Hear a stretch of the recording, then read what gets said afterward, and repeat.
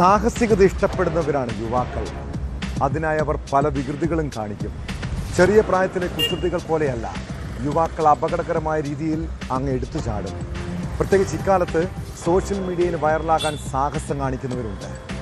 കഴിഞ്ഞ ദിവസം ആലപ്പുഴയിൽ ലഹരി ഉപയോഗിക്കാനായി ഒരു പള്ളി സെമിത്തേരിയുടെ മതിൽ ചാടിക്കടന്ന യുവാക്കളുടെ ദൃശ്യങ്ങൾ വ്യാപകമായി പ്രചരിച്ചിരുന്നു.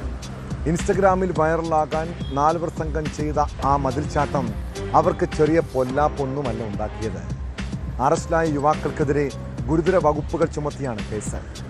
ഇതോടൊപ്പം വയനാട് അമ്പലവയലിൽ വീട്ടുജോലിക്കാരിയെ പീഡിപ്പിച്ച അച്ഛൻ്റെയും മകൻ്റെയും ക്രൂരതയും, കൊച്ചിയിൽ ഉന്നതർ ഉൾപ്പെട്ട ലഹരി കേസും ഉൾപ്പെടെ വിശദമായി പരിശോധിക്കുകയാണ് പോലീസ് പട്രോൾ.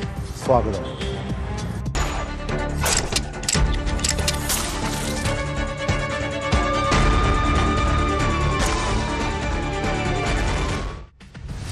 അർദ്ധരാത്രിയിൽ പള്ളി സെമിത്തേരിയിലോ ശ്മശാനങ്ങളിലോ പോകാൻ എത്ര പേർക്ക് ധൈര്യമുണ്ട്? പൊതുവെ അങ്ങനെ ആരും പോകാറില്ല അല്ലേ? എന്നാൽ ആലപ്പുഴ പൂന്തോപ്പ് സ്വദേശികളായ 4 യുവാക്കൾക്ക് രാത്രിയിൽ സെമിത്തേരിയിൽ എന്താണ് കാര്യം? ചുമ്മാ ഹീറോയിസം കാണിക്കാൻ വേണ്ടി മാത്രമല്ല, ലഹരി ഉപയോഗിക്കാനാണ് അവർ കല്ലറയിലെത്തിയത്. പിന്നെ സോഷ്യൽ മീഡിയയിൽ വൈറലാകാൻ സെമിത്തേരിയിലിരുന്ന് വീഡിയോയും പകർത്തി. ഇൻസ്റ്റഗ്രാമിൽ ആ ദൃശ്യങ്ങൾ പ്രചരിച്ചതോടെ പള്ളി അധികൃതർ CCTVകൾ പരിശോധിച്ചു. അതോടെ യുവാക്കൾക്ക് പിടിയുമില്ല. സംഭവത്തിന് ശേഷം ഒളിവിലായിരുന്ന 3 പേരെ ആലപ്പുഴ നോർത്ത് പോലീസാണ് അറസ്റ്റ് ചെയ്തത്. കേസിൽ ഒരാൾ കൂടി ഇനി പിടിയിലാകാനില്ല.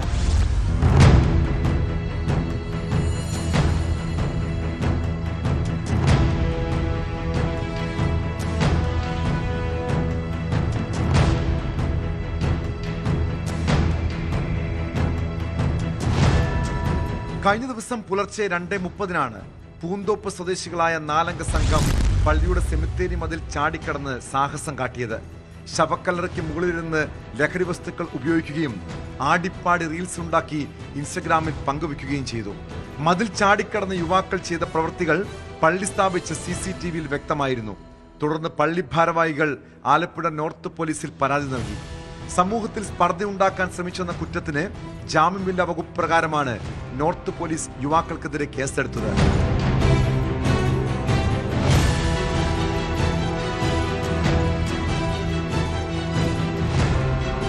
അതിനിടെ റീൽസിലെ രംഗങ്ങളിൽ നിന്നും എല്ലാവരും തിരിച്ചറിയുകയും പരാതി ഉയരുകയും ചെയ്ത കാര്യം മനസ്സിലാക്കിയ യുവാക്കൾ വീട്ടിൽ നിന്നും മുങ്ങി. ഒടുവിൽ പോലീസ് നടത്തിയ അന്വേഷണത്തിലാണ് 3 പേരെയും EMS സ്റ്റേഡിയത്തിന് സമീപത്തെ ആളൊഴിഞ്ഞ വീട്ടിൽ നിന്നും പിടികൂടിയത്. സോഷ്യൽ മീഡിയയിൽ വൈറലാകാൻ വേണ്ടിയാണ് ഈ രീതിയിൽ സാഹസം കാട്ടിയതെന്നാണ് യുവാക്കളുടെ മൊഴി. പ്രതികളെ ആലപ്പുഴ DYSPയുടെയും നോർത്ത് SIയുടെയും നേതൃത്വത്തിൽ പള്ളിയിലെ സെമിത്തേരിയിലെത്തിച്ച് തെളിവെടുപ്പ് നടത്തി.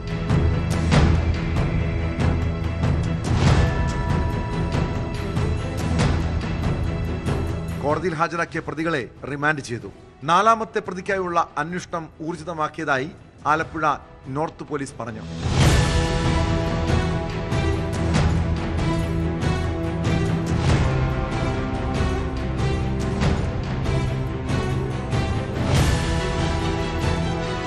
ന്യൂസ് 18 ആലപ്പുഴ.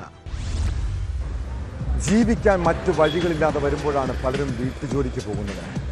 പകലും രാത്രിയിലും വീടുകളിൽ താമസിച്ച് ജോലി ചെയ്യുന്നവരെ സാധാരണ നമ്മളൊക്കെ സ്വന്തം കുടുംബാംഗത്തെ പോലെ കാണാറുണ്ടല്ലേ? അവർക്ക് അത്രയും പരിഗണന കൊടുക്കും. എന്നാൽ വയനാട് അമ്പലവയലിൽ ജോലിക്ക് നിന്നിരുന്ന വീട്ടിലെ ഗൃഹനാഥനും മകനും ചേർന്ന് ലൈംഗികമായി പീഡിപ്പിച്ച ഒരു യുവതിയുടെ കഥ കരളലിയിപ്പിക്കുന്നതാണ്. രാത്രിയിൽ അതിക്രമം നേരിട്ട യുവതി വീട്ടിൽ നിന്ന് ഇറങ്ങിയോടി അഭയം തേടിയെത്തിയത് അമ്പലവയൽ പോലീസ് സ്റ്റേഷനിലാണ്. എന്നാൽ അവിടെയും അവൾക്ക് നീതി കിട്ടിയില്ല. ഉദ്യോഗസ്ഥരുടെ വക പരിഹാസവും ശകാരവും. സംഭവം വിവാദമായതോടെ പോലീസ് കേസെടുത്ത് അന്വേഷണം ആരംഭിച്ചു.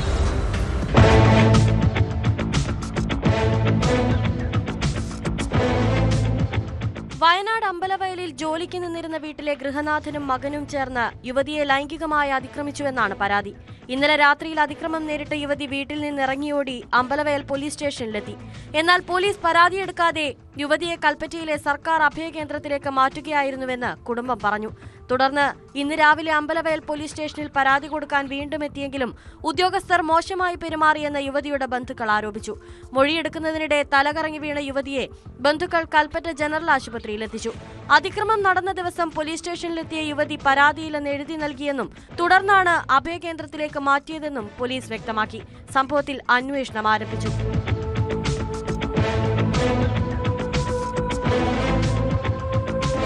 ന്യൂസ് 18 വയനാട്. കൊച്ചിയെ വിറപ്പിച്ചിട്ടുള്ള പല ഗുണ്ടകളുടെയും കഥ നമ്മൾ കേൾക്കാറുണ്ടല്ലേ. പലരും നാട്ടിൽ വട്ടപ്പേരും വിളിപ്പേരുമൊക്കെ ഉള്ളവരാണ്. തമ്മനം ഷാജിയും തമ്മനം ഫൈസലും മരട് അനീഷുമെല്ലാം പേരിനൊപ്പം സ്ഥലപ്പേരും ചേർത്ത് സ്വയം ഗുണ്ടാ തലവന്മാരായവരാണ്. ചില ഗുണ്ടകൾക്ക് പേര് വീണതിന് പിന്നിൽ മറ്റു പല കഥകളും കാണും. എന്നാൽ അത്തരം വട്ടപ്പേര് അവരെ ഒന്ന് വിളിച്ചു നോക്കുകയും അതോടെ കലിപ്പാകും. കുപ്രസിദ്ധ ഗുണ്ട അട്ടാണി അനീഷിനെ വട്ടപ്പേര് വിളിച്ച യുവാവിന് ക്രൂരമായ മർദ്ദനമാണ് ഏൽക്കേണ്ടി വന്നത്. അതുകൊണ്ടും തീർന്നില്ല അയാളുടെ ഗുണ്ടായിസം. ഭക്ഷണം കഴിച്ചതിൻ്റെ പണം ചോദിച്ചതിന് ഹോട്ടൽ ഉടമയെയും മർദ്ദിച്ചു. കേസിൽ അനീഷിനെ പോലീസ് അറസ്റ്റ് ചെയ്തു. ആക്രമണത്തിൻ്റെ ദൃശ്യങ്ങളും പുറത്തു വന്നിട്ടുണ്ട്.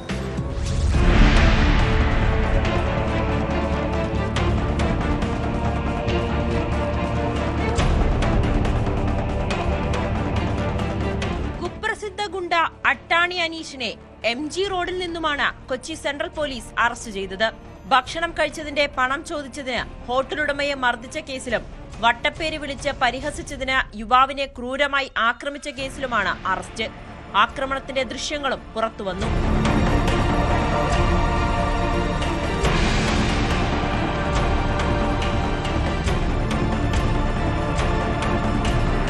ഹോട്ടലിന് പുറത്തിറങ്ങിയ അനീഷും സുഹൃത്തുക്കളും ചേർന്ന് ബഹളമുണ്ടാക്കുകയും നാട്ടുകാരെ മർദ്ദിക്കുകയും ചെയ്തതോടെയാണ് പോലീസിനെ വിവരമറിയിച്ചത്. പോലീസിന്റെ ഗുണ്ടാ ലിസ്റ്റിൽ ഉൾപ്പെട്ടയാളാണ് അനീഷ്. പാലാരിവട്ടം സ്വദേശിയായ പ്രതി മുൻപും കടകളിൽ കയറി ആക്രമണം നടത്തിയിരുന്നതായി പരാതിയുണ്ട്. മറ്റൊരു കേസുമായി ബന്ധപ്പെട്ട അട്ടാണി അനീഷ് ഒളിവിലായിരുന്നു. മജിസ്ട്രേറ്റിന് മുന്നിൽ ഹാജരാക്കിയ പ്രതിയെ റിമാൻഡ് ചെയ്തു.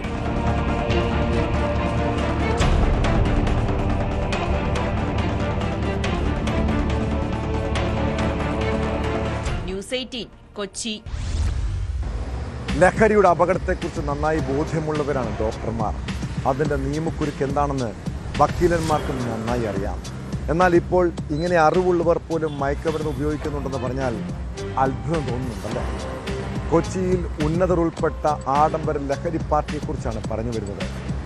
ക്രൂയിസ് പാർട്ടിയിൽ ഹൈബ്രിഡ് കഞ്ചാവും കൊക്കൈനും മെത്തഫിറ്റമിനും എത്തിച്ചത് വിദേശ രാജ്യം വഴിയെന്നാണ് കണ്ടെത്തൽ. പ്രതികളെ കേന്ദ്രീകരിച്ച് കസ്റ്റംസും അന്വേഷണം തുടങ്ങിയിട്ടുണ്ട്. മുഖ്യ സൂത്രധാരനായ ഷോൺ കഴിഞ്ഞ വർഷം കസ്റ്റംസിന്റെ കയ്യിൽ നിന്ന് കഷ്ടിച്ചാണ് രക്ഷപ്പെട്ടത്.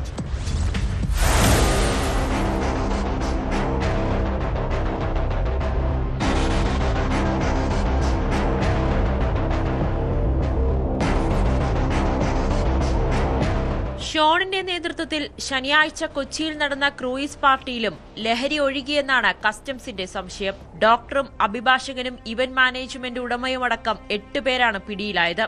ലഹരി പാർട്ടി സംഘടിപ്പിക്കുന്നതും ലഹരി വിദേശത്തു നിന്ന് എത്തിക്കുന്നതും ഷാജി ഫെർണാണ്ടോ എന്ന ഷോണാണെന്നാണ് കണ്ടെത്തൽ. ഇന്ത്യയിൽ ലഭ്യമല്ലാത്ത മെത്താഫിറ്റമിൻ, ഹൈബ്രിഡ് കഞ്ചാവ് എന്നിവ എത്തിച്ചത് തായ്ലൻഡ് പോലുള്ള വിദേശ രാജ്യങ്ങളിൽ നിന്ന്.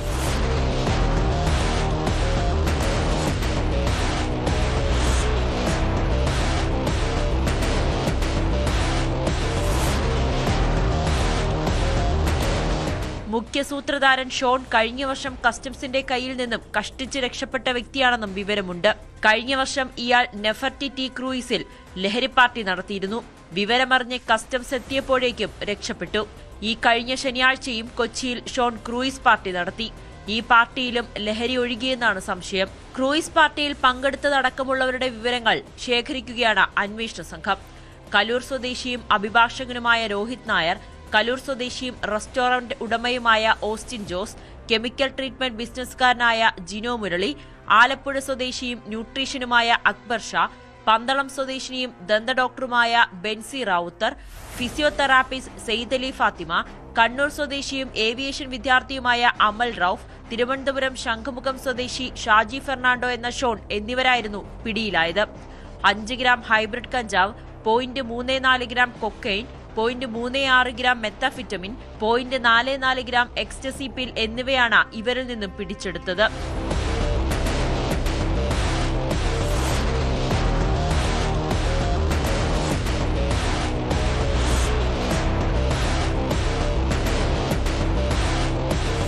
ന്യൂസ് 18 കൊച്ചി.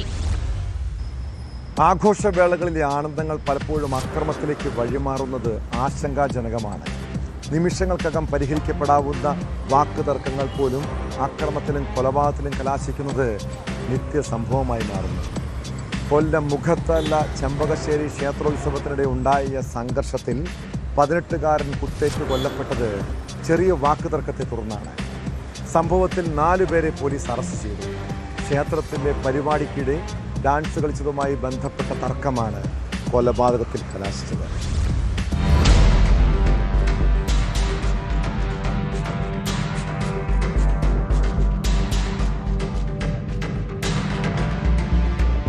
കൊല്ലം മുഖത്തല ചെമ്പകശ്ശേരി ക്ഷേത്രത്തിലെ ഉത്സവത്തിനോടനുബന്ധിച്ച് നടന്ന കെട്ടുകാഴ്ചയ്ക്കിടെയായിരുന്നു സംഘർഷമുണ്ടായത്. ഫ്ലോട്ടിന്റെ കൂടെ എത്തിയ 2 സംഘങ്ങൾ തമ്മിലുണ്ടായ വാക്കുതർക്കമാണ് പിന്നീട് ആക്രമണത്തിലേക്ക് വഴിമാറിയത്. തഴുതല കിഴവൂർ സ്വദേശി 18-കാരൻ തേജസ് ഡാൻസ് കളിച്ചതുമായി ചൊല്ലിയുള്ള തർക്കം സംഘർഷത്തിൽ കലാശിച്ചു. തുടർന്ന് തേജസിന് കുത്തേറ്റു. ഘോഷയാത്ര നടന്നു വരുന്ന സമയത്ത് തേജസ് എന്ന് പറയുന്നത് ഇതിന്റെ 1-ാം പ്രതി എന്ന് പറയുന്ന ആദിത്യൻ കുട്ടൂന്ന് വിളിക്കുന്ന ആദിത്യന് ഉണ്ടായ വാക്കുതർക്കമാണ് കുത്തിൽ കലാശിക്കുകയും ഒരു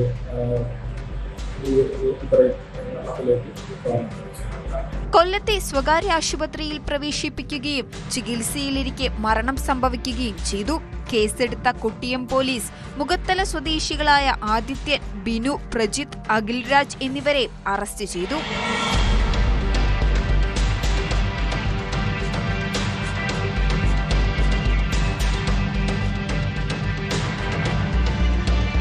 സംഭവത്തിന് പിന്നാലെ സിറ്റി പോലീസ് കമ്മീഷണർ ഹേമലതയുടെ നിർദ്ദേശപ്രകാരം പ്രത്യേക സംഘം രൂപീകരിച്ചായിരുന്നു അന്വേഷണം. ഞായറാഴ്ച പുലർച്ചെ 4 മണിയോടെ കണ്ണനല്ലൂരിൽ ഒളിവിൽ കഴിയുന്നതിനിടെ പ്രതികളെ പോലീസ് പിടികൂടുകയായിരുന്നു. കോടതിയിൽ ഹാജരാക്കിയ പ്രതികളെ റിമാൻഡ് ചെയ്തു.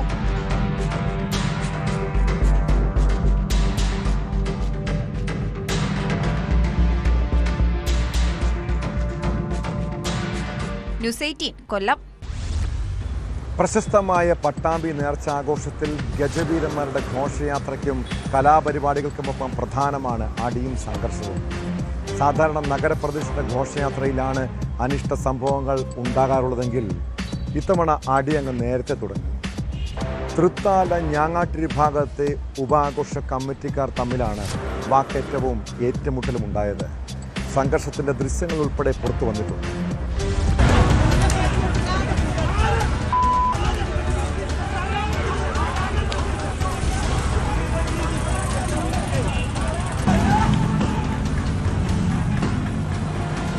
നേർച്ച ആഘോഷത്തിൽ വൈകുന്നേരം നടക്കുന്ന നഗരപ്രദക്ഷിണ ഘോഷയാത്രയിൽ അടിയുണ്ടാകുന്നത് സാധാരണയാണ്.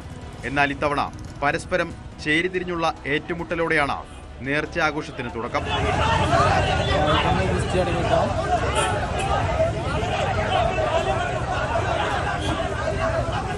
രാവിലെ 11 മണിക്ക് കൊടിയേറുന്നതോടെയാണ് പട്ടാമ്പി നേർച്ച ആഘോഷം സാധാരണ ആരംഭിക്കുന്നത്. ഇതിനായി വിവിധ ആഘോഷ കമ്മിറ്റികൾ ഗജവീരന്മാരും വാദ്യമേളങ്ങളുമായി പട്ടാമ്പി നഗരത്തിൽ എത്തിച്ചേരും. എന്നാൽ കൊടിയേറ്റത്തിന് മുൻപെത്തിയ ആഘോഷ കമ്മിറ്റികൾ തമ്മിൽ തുടങ്ങിയ വാക്കേറ്റം സംഘർഷത്തിൽ കലാശിക്കുകയായിരുന്നു.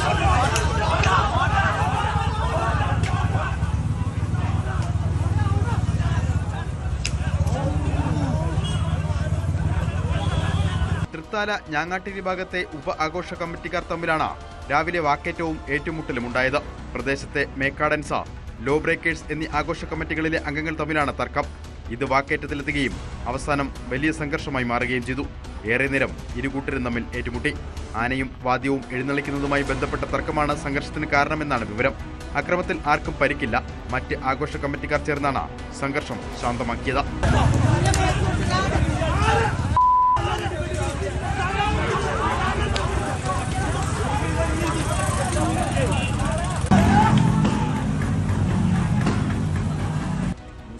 പട്ടാമ്പി. എത്ര അടുപ്പമുള്ളവരാണെങ്കിലും കുട്ടികളെ ബന്ധുക്കളുടെയും അയൽക്കാരുടെയും വീടുകളിലേക്ക് അയക്കുമ്പോൾ നല്ല ശ്രദ്ധ വേണം കേട്ടോ. കാരണം ഏത് സമയമാണ് മനുഷ്യൻ മൃഗമാകുന്നതെന്ന് ചിന്തിക്കാൻ കഴിയില്ല. കാസർഗോഡ് 1.5 വർഷം മുൻപ് 9 വയസ്സുകാരിയെ അയൽവാസി പീഡിപ്പിച്ച കേസ് ഏറെ കോളിളക്കം സൃഷ്ടിച്ചതാണ്. വീട്ടിലേക്ക് വാത്സല്യത്തോടെ കൂട്ടിക്കൊണ്ടുപോയ പെൺകുട്ടിയെയാണ് തായന്നൂർ സ്വദേശി ജോണി ലൈംഗികമായി ചൂഷണം ചെയ്തത്. കേസിൽ പ്രതി ജോണിക്ക് കോടതി 7 വർഷം കഠിന തടവ് ശിക്ഷ വിധിച്ചു. പ്രതി 15,000 രൂപ പിഴയും അടയ്ക്കണമെന്നാണ് പോക്സോ കോടതിയുടെ ഉത്തരവ്.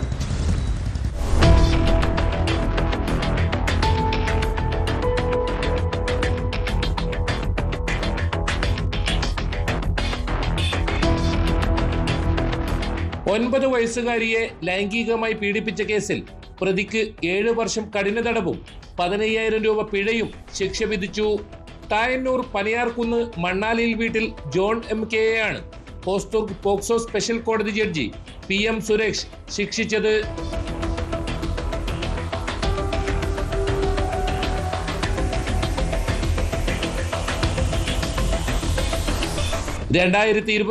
ജൂലൈ 21 കേസിനാസ്പദമായ സംഭവം. അമ്പലത്തറ പോലീസ് സ്റ്റേഷൻ പരിധിയിൽ താമസിക്കുന്ന 9 വയസ്സുകാരി അമ്മയോടൊപ്പം പശുവിനെ കെട്ടാൻ പോകുന്നതിനിടെ വഴിയിൽ വെച്ച് പ്രതി കുട്ടിയെ തന്റെ വീട്ടിലേക്ക് കൂട്ടിക്കൊണ്ടുപോവുകയായിരുന്നു.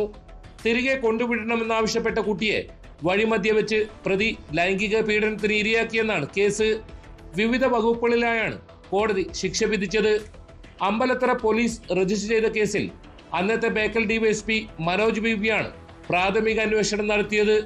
തുടർന്ന് അന്നത്തെ SMS ഡിവൈഎസ്പി പ്രേംസദൻ K അന്വേഷണം പൂർത്തിയാക്കി കോടതിയിൽ കുറ്റപത്രം സമർപ്പിച്ചു. പ്രോസിക്യൂഷനു വേണ്ടി Hosdurg special public prosecutor Gangadharan A ഹാജരായി.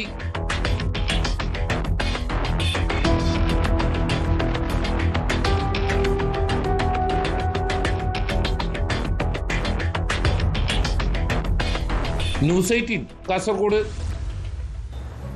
മംഗളൂരുവിൽ ഗുണ്ടാ നേതാവ് ഹാരിസ് ഹുസൈൻ എന്ന ടാബ്ലറ്റ് ഹുസൈനെ കൊലപ്പെടുത്തിയ ശേഷം കൊലയാളി സംഘം എങ്ങനെയാണ് രക്ഷപ്പെട്ടത്? ഇന്നോവ കാറിലെത്തി കൃത്യം നടത്തിയ ശേഷം വാഹനം ഉപേക്ഷിച്ച് പ്രതികൾ ഓട്ടോറിക്ഷയിൽ കടന്നു കളഞ്ഞത് എവിടേക്കാണ്? ആദ്യം കേരളത്തേക്ക് കടന്ന രീതിയിൽ സംശയമുണ്ടായെങ്കിലും ബംഗളൂരു കേന്ദ്രീകരിച്ചാണ് അന്വേഷണം നടക്കുന്നത്. പ്രതികളെ പിടികൂടാൻ പോലീസ് പ്രത്യേക സംഘത്തെ രൂപീകരിച്ചു. കൊല്ലപ്പെട്ട ഹാരിസ് ബന്ദർ പോലീസ് സ്റ്റേഷനിലെ റൗഡി ലിസ്റ്റിൽ ഉൾപ്പെട്ടയാളെന്നാണ് വിവരം. ഗുണ്ടാ കുടിപ്പകയാണ് കൊലപാതകത്തിന് കാരണമെന്നാണ് പ്രാഥമിക അന്വേഷണത്തിലെ കണ്ടെത്തൽ.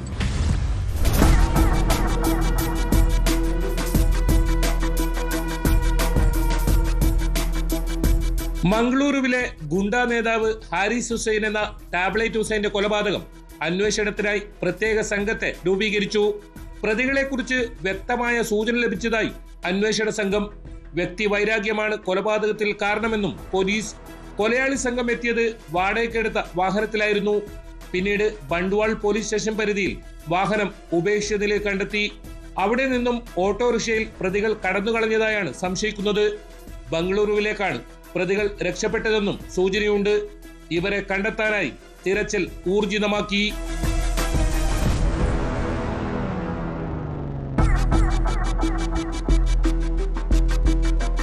വെള്ളിയാഴ്ച പുലർച്ചെയാണ് തെക്കോട്ട് ഫ്ലൈ ഓവറിന് മുകളിൽ വെച്ച് കുത്രോളി സ്വദേശിയും നിരവധി കേസുകളിലെ പ്രതിയുമായ ഹാരിസിനെ അതിക്രൂരമായി കൊലപ്പെടുത്തിയത്. ബന്ദർ പോലീസ് സ്റ്റേഷനിലെ റൗഡി ലിസ്റ്റിൽ ഉൾപ്പെട്ടയാളാണ് ഹാരിസ്. തെക്കോട്ട് ഫ്ലൈ ഓവറിന് മുകളിൽ ബൈക്ക് തടഞ്ഞു നിർത്തിയാണ് ഗുണ്ടാ നേതാവിനെ ഒരു സംഘം വെട്ടിക്കൊലപ്പെടുത്തിയത്.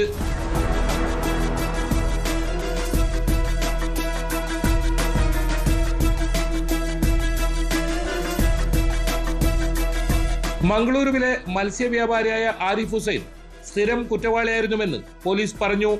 1998-നും 2020-നും ഇടയിൽ ബന്ദറിലെ ബാർക്കയിലും ഏറ്റവും ഒടുവിൽ 2021-ൽ പാണ്ഡേശ്വർ പോലീസ് സ്റ്റേഷനിലുമായി കൊലപാതക ശ്രമം ഉൾപ്പെടെ 9 കേസുകളാണ് ഹാരിസിനെതിരെ രജിസ്റ്റർ ചെയ്തിട്ടുള്ളത്.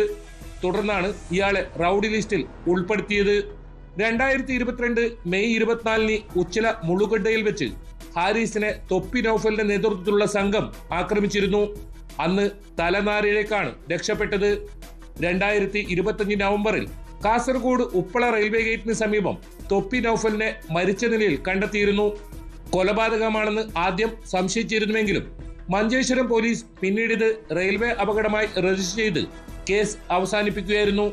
ഇതിനെതിരെ നൌഫലിന്റെ കുടുംബവും സുഹൃത്തുക്കളും നേരത്തെ രംഗത്തെത്തിയിരുന്നു. അതേസമയം നൌഫലിന്റെ മരണത്തിൽ സന്തോഷം പ്രകടിപ്പിച്ച് ആരിഫ് സമൂഹ മാധ്യമങ്ങളിൽ പോസ്റ്റ് ഇട്ടിരുന്നു.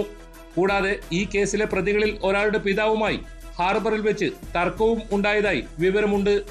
ഇതാണോ കൊലപാതകത്തിലേക്ക് കലാശിച്ചതെന്ന് പോലീസ് അന്വേഷിക്കുന്നുണ്ട്.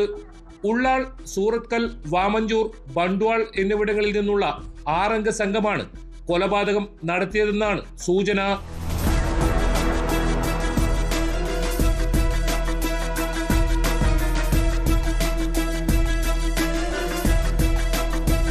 ന്യൂസ് 18 കാസർഗോഡ്. സംസ്ഥാനത്ത് ലഹരി മാഫിയ പിടിമുറുക്കുകയാണ്. ഇതര സംസ്ഥാനങ്ങളിൽ നിന്ന് ട്രെയിൻ മാർഗവും ദീർഘദൂര ബസ്സിലുമൊക്കെ മയക്കുമരുന്ന് എത്തിച്ചാണ് വിൽപ്പന. ഇതിനായി പ്രത്യേക ഇടപാടുകാരും ഏജന്റുമാരുമുണ്ട്. ചെങ്ങന്നൂരിൽ 50 കിലോ കഞ്ചാവ് എക്സൈസ് പിടികൂടിയതോടെയാണ് ലഹരി മാഫിയയുടെ പുതിയ രീതികൾ മനസ്സിലായത്. പിടിയിലായ കൊച്ചി സ്വദേശി ജലീലിൽ നിന്ന് ഈ സംഘത്തെക്കുറിച്ചുള്ള ചില നിർണായകമായ വിവരങ്ങൾ അന്വേഷണ സംഘത്തിന് ലഭിച്ചു. ട്രെയിനിൽ കഞ്ചാവ് എത്തിച്ച് ചില്ലറ വിൽപ്പന നടത്തുന്നതാണ് ഇയാളുടെ രീതിയെന്ന് എക്സൈസ് പറയുന്നു.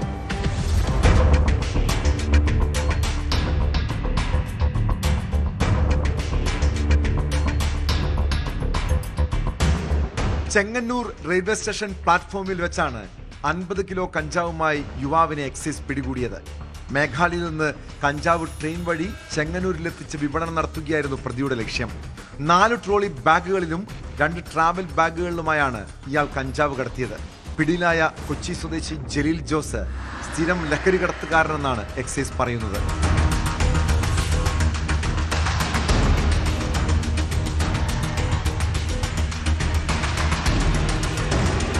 2 ദിവസം മുൻപാണ് ചെങ്ങന്നൂരിൽ നിന്നും 20 കിലോ കഞ്ചാവ് എക്സൈസ് പിടികൂടിയത്.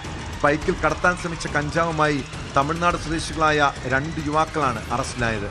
MC റോഡിൽ കാരക്കാട് മേഖലയിൽ വെച്ച് എക്സൈസ് നടത്തിയ പരിശോധനയിൽ വിപണിയിൽ 1/2 കോടിയിലേറെ വില വരുന്ന ലഹരി വസ്തുക്കൾ പിടിച്ചെടുക്കുകയായിരുന്നു.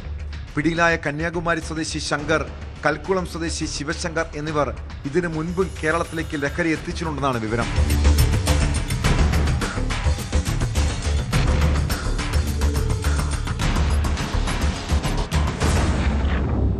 ന്യൂസ് 18 ആലപ്പുഴ.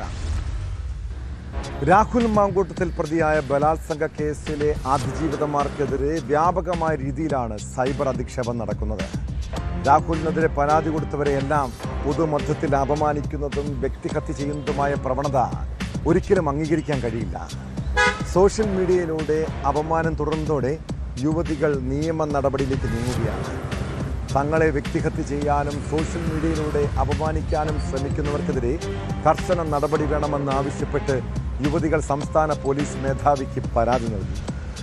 രാഹുലിൻ്റെ സുഹൃത്തായ ഫെനി നൈനാൻ, നിയാസ് മലബാറി എന്നിവർക്കെതിരെയും ഫേസ്ബുക്കിലെയും ഇൻസ്റ്റഗ്രാമിലെയും വിവിധ വ്യാജ അക്കൗണ്ടുകൾക്കെതിരെയുമാണ് പരാതികൾ ഉയർന്നിട്ടുള്ളത്.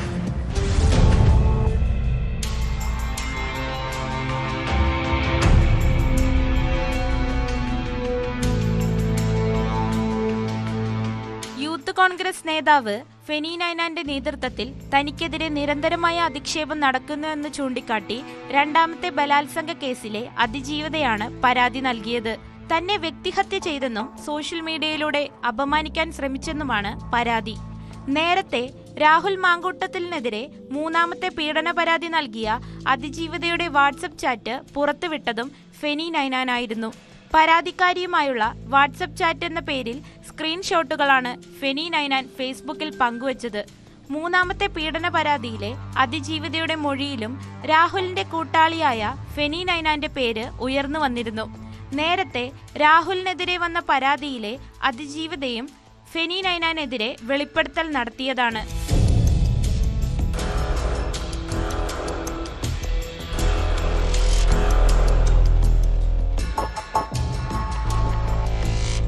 അതിനിടെ നിയാസ് മലബാറി എന്ന അക്കൗണ്ടിനും സോഷ്യൽ മീഡിയയിലെ മറ്റ് വ്യാജ അക്കൗണ്ടുകൾക്കുമെതിരെ 3ാം കേസിലെ അതിജീവിത 2 പരാതികൾ സമർപ്പിച്ചു. ഈ പരാതികൾ അതീവ ഗൗരവകരമായി പരിഗണിച്ച സംസ്ഥാന പോലീസ് മേധാവി വിഷയത്തിൽ അടിയന്തര അന്വേഷണം നടത്തി കേസെടുക്കാൻ അന്വേഷണ സംഘത്തിന് കർശന നിർദ്ദേശം നൽകിയിട്ടുണ്ട്. പോലീസ് ആസ്ഥാനത്ത് ചേർന്ന പ്രത്യേക അന്വേഷണ സംഘത്തിന്റെ യോഗം പരാതികൾ വിലയിരുത്തുകയും പ്രാഥമിക പരിശോധനയ്ക്ക് ശേഷം കേസെടുക്കാൻ തീരുമാനിക്കുകയും ചെയ്തു. ഫെനി നൈനാനെതിരെയുള്ള പരാതി ക്രൈംബ്രാഞ്ച് ഡിവൈഎസ്പി അന്വേഷിക്കും. മറ്റ് പരാതികളിൽ കാസർകോട്, പത്തനംതിട്ട സൈബർ പോലീസ് അന്വേഷണം നടത്തും.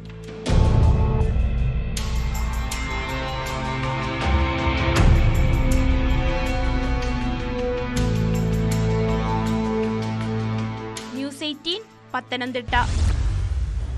സമയം അർദ്ധരാത്രി. നാട്ടുകാരെല്ലാം നല്ല ഉറക്കത്തിലാണ്. ആ സമയം തൂവെള്ള വസ്ത്രം അണിഞ്ഞൊരു സ്ത്രീയെ കണ്ടാൽ എന്തായിരിക്കും തോന്നുക? രാത്രിയിൽ നമ്മൾ തനിച്ചാണെങ്കിൽ യക്ഷിയോ പ്രേതമോ ആണെന്ന് കരുതി ചിലപ്പോൾ പേടിച്ചു പോകില്ല. അങ്ങനെ ആളുകളെ കബളിപ്പിക്കാൻ രാത്രിയിൽ നാട്ടിൽ ചുറ്റിക്കറങ്ങി നടക്കുന്നവരുണ്ട്. അവരുടെ ലക്ഷ്യം മോഷണമാകാം. ഇടുക്കി കട്ടപ്പനയിൽ വെള്ള ചുരിദാറിട്ട് 2 വ്യാപാര സ്ഥാപനങ്ങളിൽ മോഷണം നടത്തിയ ഒരു കള്ളൻ്റെ കഥയിലേക്കാണ്. ചുരിദാർ ടോപ്പ് ധരിച്ച് തുണി കൊണ്ട് മുഖം മറച്ചാണ് പ്രതി എത്തിയത്. രാത്രിയിൽ കടയടച്ച് വീട്ടിലേക്ക് പോയ സ്ഥാപന ഉടമകൾ പിറ്റേന്ന് രാവിലെ എത്തിയപ്പോഴാണ് ഷട്ടറുകളുടെ താഴുകൾ തകർത്ത നിലയിൽ കണ്ടത്. ഇവിടെ നിന്ന് പണം ഉൾപ്പെടെ കവർന്നെന്നാണ് പരാതി. CCTV ക്യാമറയിൽ പ്രതിയുടെ ചിത്രം പതിച്ചിട്ടുണ്ടെങ്കിലും ആളെ തിരിച്ചറിയാനായിട്ടില്ല. ചില ക്യാമറകളുടെ ദിശ തിരിച്ചു വെച്ചായിരുന്നു മോഷണം. ഇങ്ങനെയുള്ള ചുരിദാർ കള്ളന്മാരും നൈറ്റി കള്ളന്മാരുമൊക്കെ നാട്ടിലിറങ്ങി നടക്കുന്നുണ്ട്. പേടിയല്ല വേണ്ടത്, ജാഗ്രതയാണ്. ഇതോടെ പോലീസ് പട്രോൾ പൂർണ്ണമാവും. നമസ്കാരം.